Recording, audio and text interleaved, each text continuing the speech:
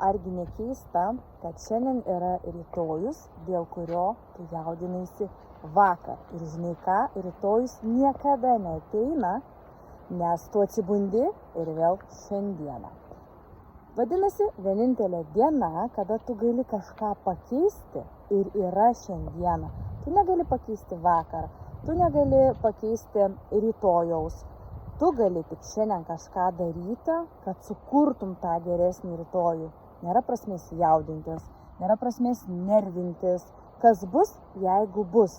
Geriau paimti tą laiką ir kažką daryti dabar.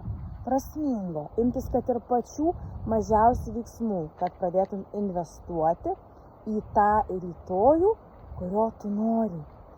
Sakoma, kad geriausias gyvenimas yra gyvenimas, kurio dizainą tu susikuri pats. Ir tu gali jį susikurti, panaudodamas šiandieną.